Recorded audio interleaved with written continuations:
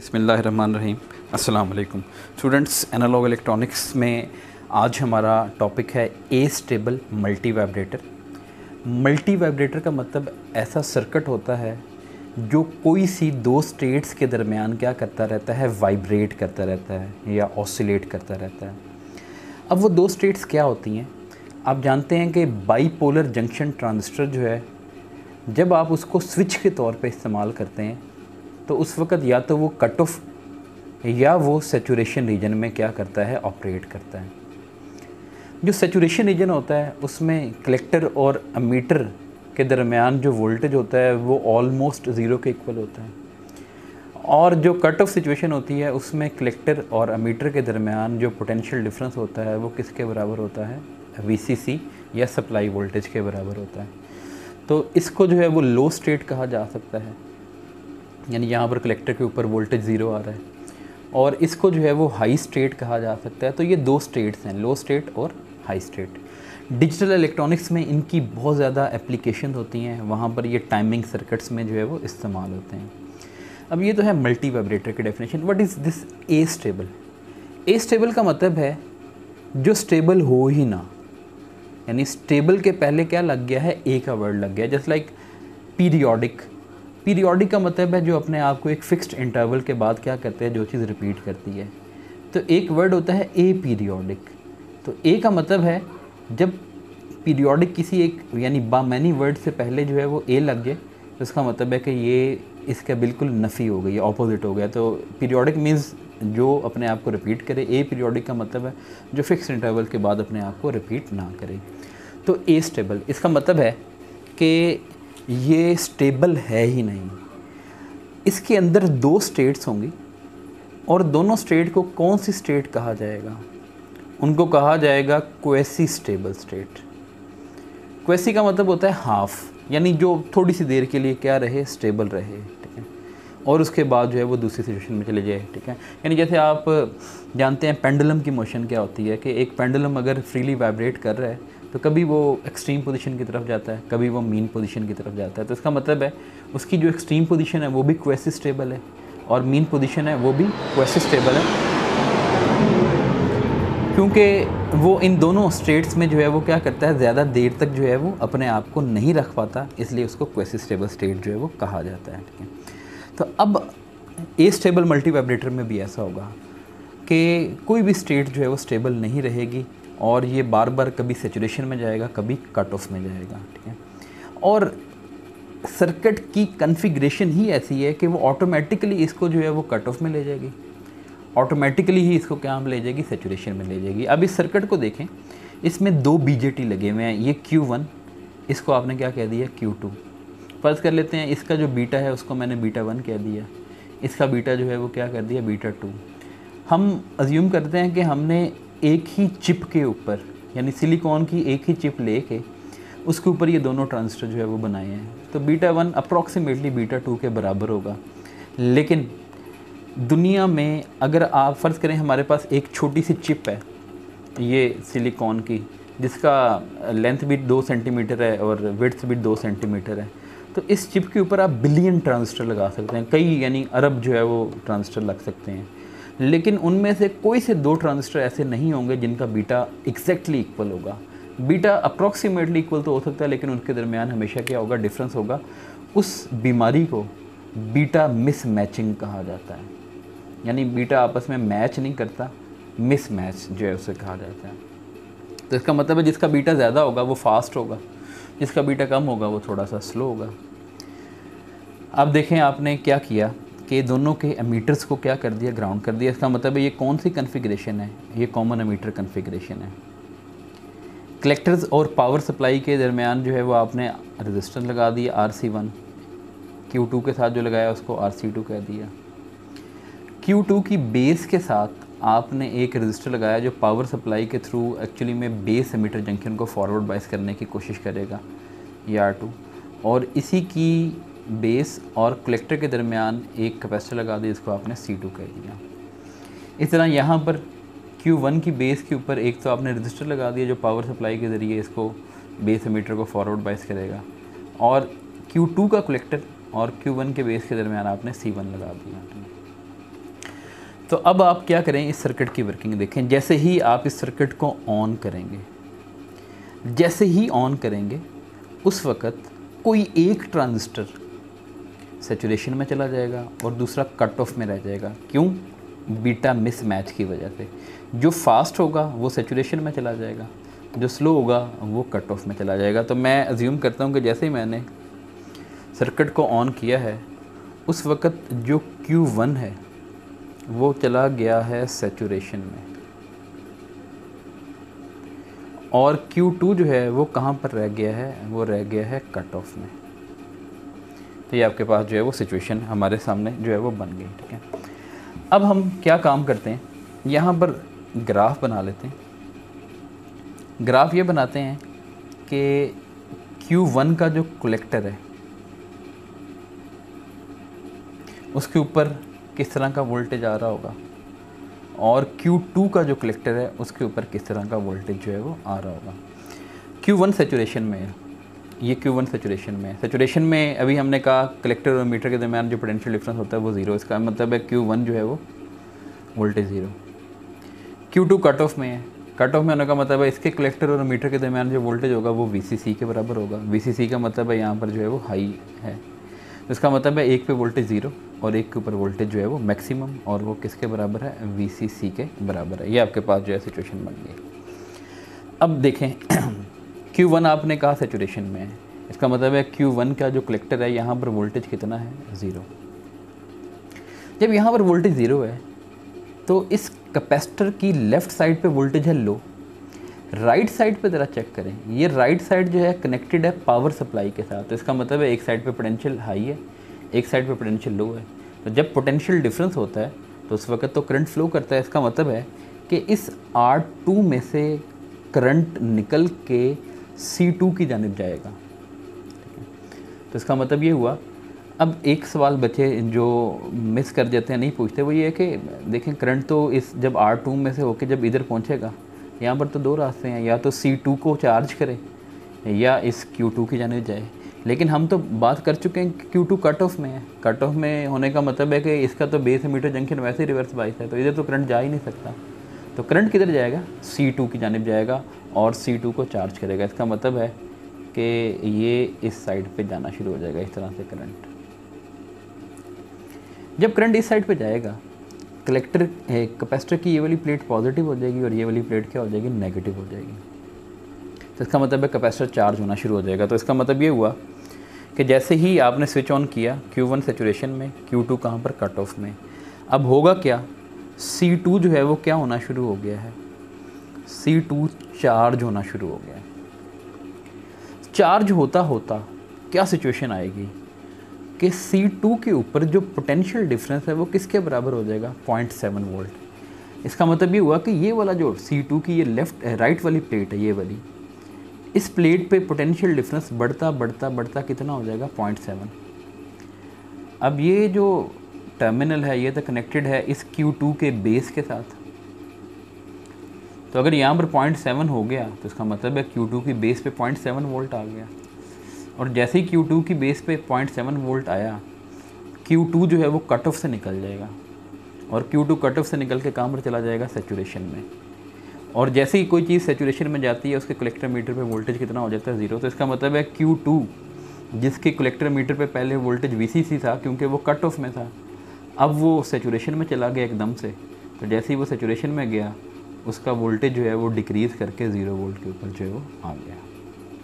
तो इसका मतलब ये हुआ कि अब C2 चार्ज होता होता जैसे ही 0.7 पे पहुंचा, Q2 जो है वो कट ऑफ से निकल के कहाँ पर चला गया, सैचुरेशन। जैसे ही Q2 कट ऑफ से सैचुरेशन में गया, यहाँ पर अभी आपने देखा कि कलेक्टर के ऊपर वोल्टेज हाई से एकदम से लो हो गया, हाई से हो गया यूँ लो, इस तरह। अब ये जो R1C1 सर्किट है इसको डिफरेंशिएटर कहा जाता है। हम पहले पढ़ चुके हैं इंटीग्रेटर और डिफरेंशिएटर। तो क्योंकि पहले यहाँ पर कैपेसिटर लगा हुआ है, बाद में रजिस्टर की लगा हुआ है, यहाँ पर वोल्टेज चेंज हो रहा है। तो ये जो डिफरेंशिएटर, इसका मतलब है डेरिवेटिव लेना है, और डेरिवेटिव का मतलब होता है rate of change of voltage with respect to time. अब वोल्टेज में जो चेंज आ रही है, डेल्टा V जिसे मैं कह रहा हूँ, वो होगा final voltage minus initial voltage. Final voltage हो गया 0 क्योंकि ये सेचुरेशन में आ गया, ज़ीरो पे आ गया। इनिशियल वोल्टेज है VCC, तो ज़ीरो में से VCC अगर माइनस करें तो आंसर किसके बराबर आ जाएगा, माइनस VCC। तो इसका मतलब है इस पॉइंट पे वोल्टेज आ गया नेगेटिव VCC, सॉरी इस पॉइंट पे।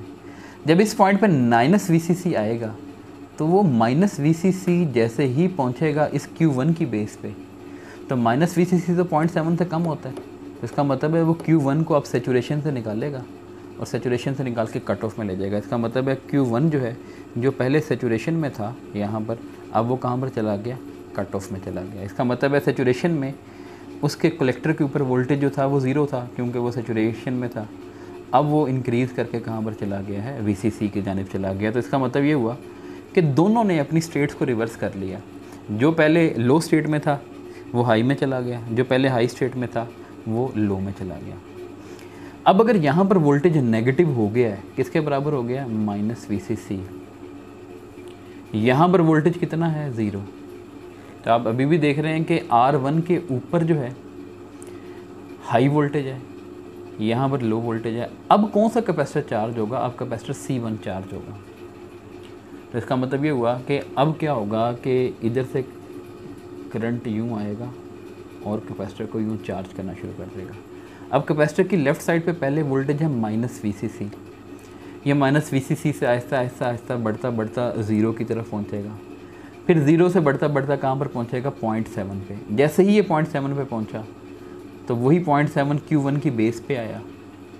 जैसे ही वो Q1 की बेस पे आया तो उसने Q1 को अब दोबारा कट ऑफ से निकालना और कहाँ पर ले जाना है, सेचुरेशन में। तो इसका मतलब ये हुआ कि जब ये सिचुएशन हो गई थी तो इस सिचुएशन के बाद अब कौन जो है वो चार्ज होना शुरू हो गया, C1 चार्ज होना शुरू हो गया। और चार्जिंग से पहले C1 की लेफ़्ट प्लेट पे वोल्टेज था माइनस VCC, आहिस्ता आहिस्ता बढ़ता बढ़ता वो कहाँ पर जाएगा, 0.7 वोल्ट तक। जैसे ही वो 0.7 पे पहुँचा तो उस वक़्त क्या होगा, Q1 वो सेचुरेशन से सॉरी कट ऑफ से निकलेगा और कहाँ पर चला जाएगा, सेचुरेशन में, क्योंकि यहाँ पर 0.7 वोल्ट आ गया है। और Q2 क्योंकि जैसे ही Q1 कट ऑफ से निकल के कहाँ पर गया, सेचुरेशन में। कट ऑफ में इसकी आउटपुट पे वोल्टेज था हाई, सेचुरेशन में ये क्या हो गया, लो हो गया। जैसे ही हाई से लो हुआ, यानी जहाँ पर वोल्टेज जो है वो क्या हुआ, हाई से यूँ लो की जानिब जो है वो गया। तो उस वक्त ये जो C2R2 है ये कौन सा सर्किट है, डिफरेंशिएटर सर्किट। इसने फिर डेरिवेटिव लेना है, तो डेल्टा V का मतलब होगा फाइनल माइनस इनिशियल, यानी ये फाइनल वोल्टेज है, ये इनिशियल है। ज़ीरो में से VCC निकाला, आंसर आ गया माइनस VCC। इसका मतलब है अब इस पॉइंट के ऊपर वोल्टेज है वो क्या आ जाएगा, माइनस VCC। और Q2 जो है वो सेचुरेशन से निकलेगा और कहाँ पर चला जाएगा, कट ऑफ में। इसका मतलब ये हुआ कि ये दोनों अपनी सिचुएशन को क्या करते रहेंगे, एक दफ़ा ऑसिलेट करते रहेंगे, वाइब्रेट, ये लो में है तो ये हाई में, ये लो में तो ये हाई में, और सो ऑन, ये काम जो है वो क्या होता रहेगा, चलता रहेगा। तो ये आपके पास जो है वो क्या बन गया, एस्टेबल मल्टी वाइब्रेटर की वर्किंग आपने जो है वो देख ली। अब हमने देखना है कि कितनी देर के लिए ये सेचुरेशन में रहता है, कितनी देर के लिए जो है वो क्या रहता है, ये कट ऑफ में रहता है। ठीक है, तो सिचुएशन ये है कि हमने अभी तक ये R1 C1 और R2 C2 यानी डिफरेंट नंबर यूज़ कर रहे थे। RC2 और RC1 जो है वो क्या कर रहे थे, मुख्तलिफ इस्तेमाल कर रहे थे। ठीक है, तो इसका मतलब है कि C2 अगर बड़ा होगा तो इसकी चार्जिंग में ज़्यादा टाइम लगेगा, C1 अगर बड़ा होगा तो इसकी चार्जिंग में ज़्यादा टाइम लगेगा। तो हो सकता है कोई एक ट्रांजिस्टर ज़्यादा देर सेचुरेशन में रहे और थोड़ी देर कट ऑफ में रहे, और सिमिलरली दूसरे में भी ऐसा हो सकता है। लेकिन हम क्या काम करते हैं, हम जो सर्किट बनाते हैं वो हमेशा सिमेट्रिक बनाते हैं। सिमेट्रिक बनाने का मतलब ये होता है कि हम इन तमाम वैल्यूज़ को सेम रखते हैं, यानी RC1 और RC2 ये दोनों को सेम रखते हैं, क्योंकि हमने तो ट्रांजिस्टर भी सेम रखे थे, बीटा की वैल्यू भी अप्रॉक्सीमेटली सेम रखी थी, लेकिन वो तो अब वो यानी कुदरती तौर पे मैन्युफैक्चरिंग बीमारी है कि एग्जैक्टली बीटाज इक्वल नहीं हो सके। तो RC1 RC2 RC के बराबर है। सिमिलरली R1 और R2 जो है वो दोनों को आप क्या कह दें, R, C1 और C2 दोनों को किसके बराबर कह दें, C के बराबर कह दें। ठीक है, कैपेसिटर जो है जब यहाँ पर वोल्टेज माइनस VCC होता है तो उस वक्त ये वाला ट्रांजिस्टर कहाँ पर होता है, कट ऑफ में होता है। ठीक है, जब ये माइनस VCC से चार्ज होता जाता है ऊपर की जानिब, तो उस वक्त जो है जो 0.7 पे पहुँचता है तो ये ट्रांजिस्टर जो है वो कट ऑफ से निकलता है और सेचुरेशन में चला जाता है। ठीक है, तो कट ऑफ में वोल्टेज क्या रहता है, हाई रहता है। ठीक है, तो अब कैपेसिटर की चार्जिंग की इक्वेशन, कैपेसिटर की चार्जिंग की इक्वेशन ये है, कैपेसिटर के अक्रॉस जो भी इनिशियल वोल्टेज हो प्लस जो भी आप कैपेसिटर का फाइनल वोल्टेज चाहते हो उसमें से कैपेसिटर का इनिशियल वोल्टेज माइनस करें into 1 minus e raise to the power minus T over R C. ये फार्मूला कैपेसिटर की चार्जिंग का। अब कुछ दिन पहले मैंने जब कैपेसिटर की चार्जिंग का फार्मूला लिखा था वो थोड़ा सा मुख्तलिफ लिखा था। वो इसलिए लिखा था अगर कैपेसिटर इनिशियली अनचार्ज हो ना तो ये वी इनिशियल ज़ीरो होता है, ये भी वी इनिशियल ज़ीरो होता है। उस वक्त आंसर सिर्फ इतना होता है वी फाइनल। वी फाइनल का मतलब है यानी जितना वोल्टेज आप चाहते हैं उसके क्रॉस लाना, multiplied by 1 minus e raise to the power minus T over R C. तो सेम फार्मूला सेम है। अब देखें कैपेसिटर के ऊपर इनिशियल वोल्टेज कितना था, minus V C C. Final voltage कितना चाहते हैं, प्लस वी सी सी। तो कैपेसिटर के ऊपर जो एवरेज वोल्टेज होगा वो किसके बराबर होगा, ज़ीरो के बराबर, क्योंकि प्लस वी सी सी और माइनस वी सी सी का एवरेज होगा वो ज़ीरो के बराबर होगा।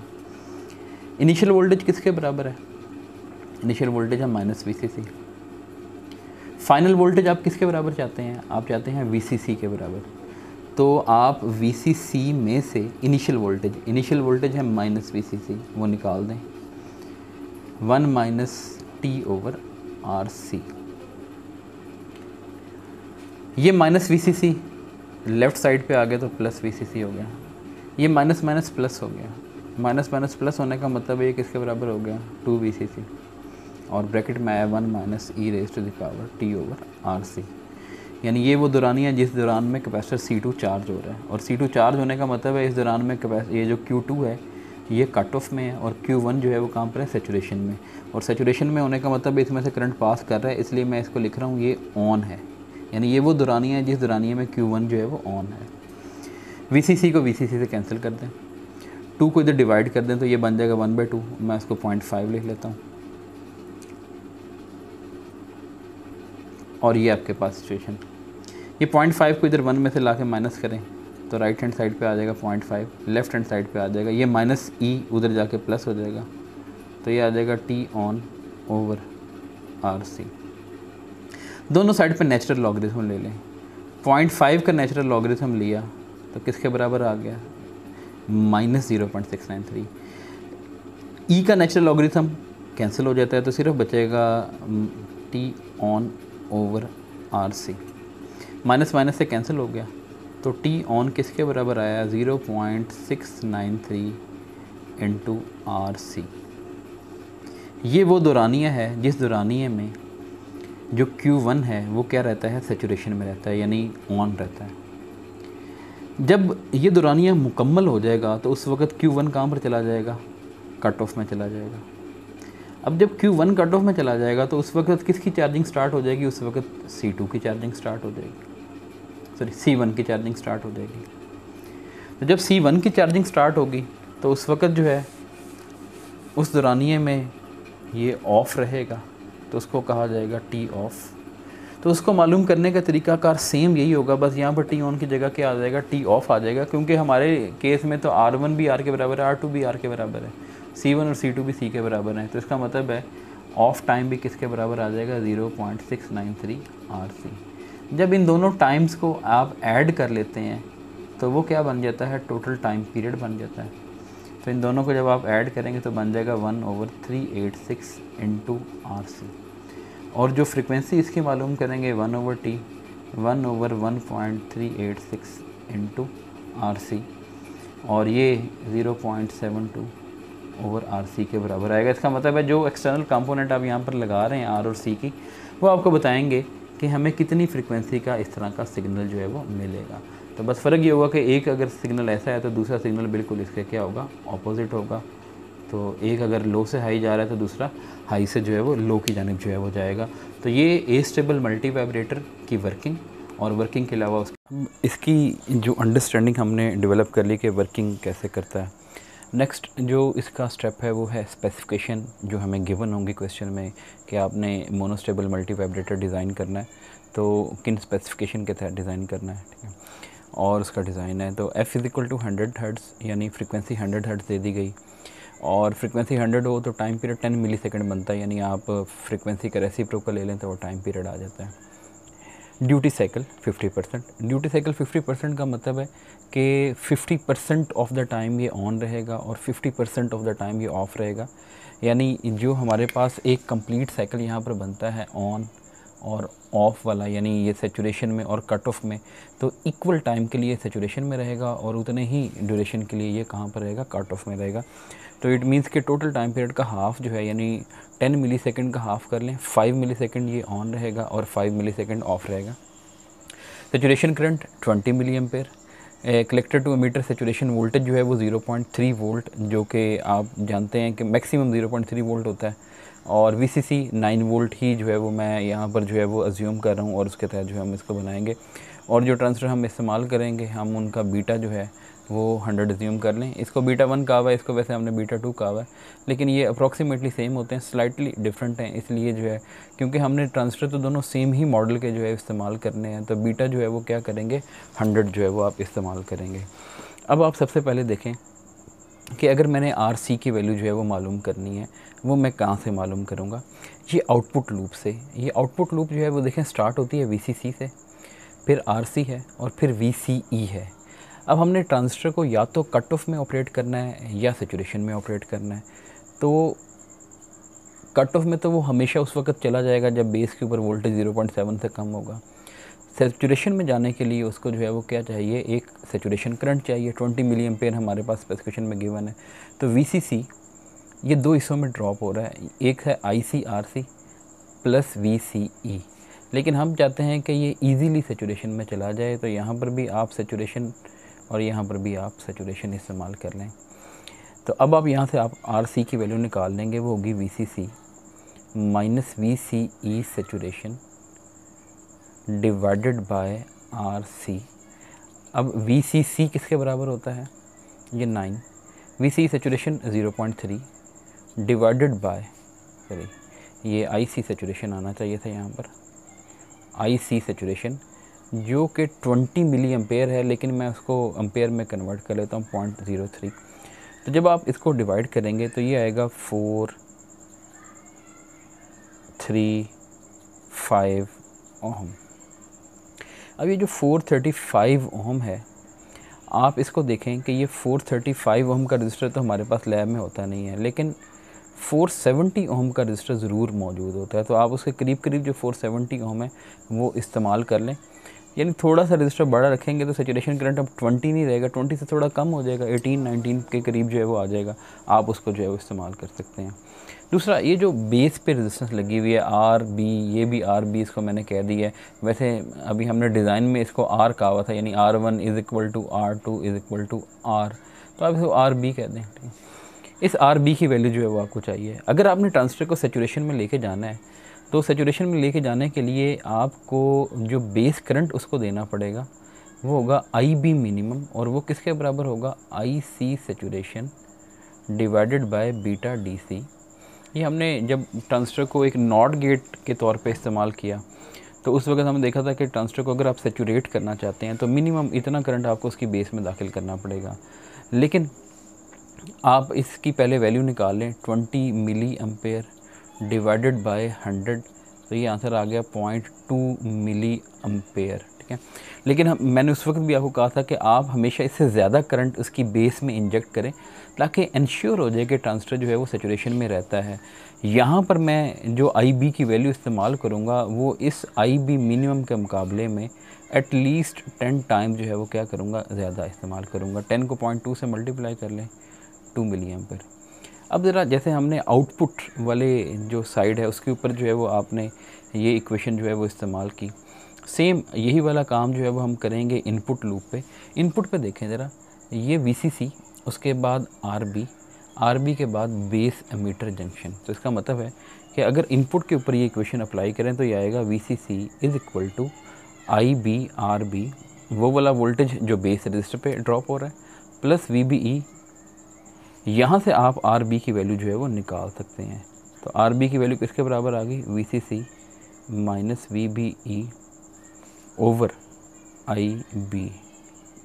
तो VCC 9 है, VBE 0.7 है, तो 9 माइनस 0.7 जो है वो कितना आ जाएगा, 8.3 ओवर IB, ये है 0.002।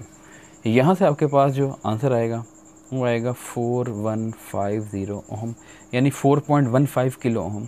लेकिन 4.15 किलो ओम भी अवेलेबल नहीं होता, 4.7 किलो ओम ज़रूर अवेलेबल होता है। आप 4.7 किलो ओम जो है वो इस्तेमाल कर लें। अप्रॉक्सीमेशन अब देख लें हमने यहाँ पर यूज़ कर ली। लास्ट चीज़ रहेगी कि ये जो ऑन टाइम था, इसका फार्मूला जो अब आया था कि आप t on is equal to 0.693 R C के इक्वल आया था। तो आप यहाँ पर टी ऑन लिखें, हमारे मुताबिक ये टी ऑन 5 मिली सेकेंड होना चाहिए, तो मैंने 5 मिली सेकेंड, ये आया था 0.693 इंटू आर बी इंटू सी। अब यहाँ से आप सी की वैल्यू निकाल सकते हैं, 5 into 10 raise to the power -3 over 0.693 into R B की जगह आप इस्तेमाल कर रहे हैं 4.7 किलो ओम, तो किलो की जगह मैं 10⁻³ पुट कर देता हूँ। जब आप ये वैल्यू यहाँ पर पुट कर लेंगे तो आप ये 10⁻³ को 10⁻³ के साथ ऊपर ले जाएंगे तो वो 10⁻⁻6 रह जाएगा जो माइक्रो होता है। 5 डिवाइडेड बाय दिस, तो ये आपके पास 1.53 माइक्रोफैराड हो जाएगा। अब लैब में हमारी मजबूरी है कि 1.53 वाला भी जो कैपेसिटर है वो नहीं होता, तो 1.5 वाला शायद मिल जाए हमें, तो लेकिन 2.2 माइक्रोफैराड वाला जो है ना वो ज़्यादा इजीली अवेलेबल है, आपको मिल जाएगा। अब ये आपने अपने सामने जो है वो क्या करना है, सर्किट बनाना है, ठीक है। और सर्किट बनाने के बाद इसको क्या करना है, टेस्ट करना है। अगर मैं इसको अपने बोर्ड के ऊपर जो है वो बना के आपको टेस्ट करवाऊँ तो बड़ी इजीली जो है वो मैं इसको टेस्ट करवा सकता हूँ इस बोर्ड के ऊपर। लेकिन मसला ये है कि इसका ऑन टाइम या ऑफ टाइम जो है वो 5 मिली सेकेंड है।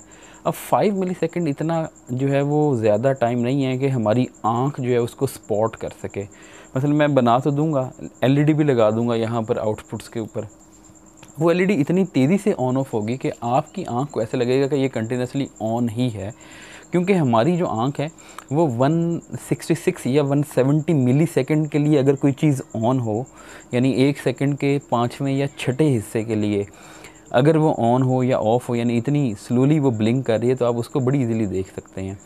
लेकिन उससे ज़्यादा फ्रीक्वेंसी को आप जो है वो नहीं देख सकते। मतलब आप इसकी एग्जांपल यूँ ले लें कि हमारे घरों में जो बल्ब लगे हुए होते हैं वो एसी सप्लाई पे चलते हैं, तो एसी सप्लाई जो है वो हमारे घरों में वापडा वाली जो आती है पाकिस्तान में वो 50 हर्ट्ज़ की होती है। तो 50 हर्ट्ज़ का मतलब है 10 मिली सेकेंड के लिए करंट एक डायरेक्शन में, 10 मिली सेकेंड के लिए दूसरी डायरेक्शन में। और आप जानते हैं कि एसी साइकिल जो है वो कुछ इस तरह का होता है, ठीक है। अब ये जो एसी साइकिल है इसमें 2 दफ़ा आप वोल्टेज जो है वो पीक लेवल पे पहुंचता है, तो इसका मतलब है 2 दफ़ा बल्ब की जो ब्राइटनेस होती है वो मैक्सिमम हो जाती है एक साइकिल में। तो 50 हर्ट्ज़ का अगर सिग्नल है तो इसका मतलब है 1 सेकंड में 100 दफ़ा जो है वो बल्ब की ब्राइटनेस क्या होनी चाहिए, मैक्सिमम होनी चाहिए। लेकिन आपको तो बल्ब एक कांस्टेंट जो ग्लो के साथ जो है वो जलता हुआ दिखाई देता है। तो उसकी वजह यही है कि हमारी आंख इतना कम जो डिफरेंस है उसको स्पॉट नहीं कर सकती, यानी हमारी आई की सेंसिटिविटी जो है वो काफ़ी कम है इस फ्रिक्वेंसी के मुकाबले में। यहाँ पर तो फ्रिक्वेंसी 100 हर्ट्ज़ है, तो इसका मतलब है इसको स्पॉट करना जो हमारी आंख से जो है वो मुश्किल है। लेकिन मैं आपको करके ज़रूर दिखाऊंगा ये नेक्स्ट लेक्चर में। वो ऐसे करूंगा कि मैं ये कैपेसिटर की वैल्यू ना 2.2 की बजाय बड़ी कैपेसिटर की वैल्यू लगा दूंगा। कैपेसिटर की वैल्यू बड़ी लगाने से क्या होगा कि ये जो टाइम है ये बढ़ जाएगा, ठीक है। जितना ज़्यादा बढ़ेगा उतना ज़्यादा क्या होगा, हमारे लिए देखना आसान हो जाएगा। तो मैं इसको कुछ इतने लेवल पे ले जाऊंगा कि कोई 1 सेकंड के लिए जो है वो एलईडी ऑन हो, 1 सेकंड के लिए ऑफ हो, दोनों के लिए यही काम करेंगे हम।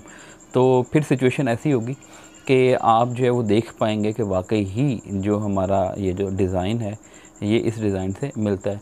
दूसरी बात कि मेरे पास इस वक्त 9 वोल्ट की बैटरी नहीं है, मेरे पास तो 5 वोल्ट की बैटरी है।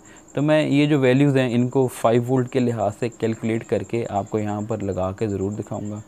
लेकिन ये जो वैल्यूज़ हमारे पास आई हैं, यानी 435 या 470 यूज़ करनी है या 4150 और 4.7 यूज़ करनी है, सी की वैल्यू 1.53 या 2.2 यूज़ करनी है, हम इसके मुताबिक भी मैं आपको सर्किट लैब में जो है वो सर्किट लगा के और ज़रा वहाँ पर भी हम उसकी सिमुलेशन जो है वो चेक करेंगे, देखते हैं कि क्या जो है वो चीज़ आती है। तो वो आप नेक्स्ट लेक्चर के लिए जो है वो इसको पेंडिंग रख लें।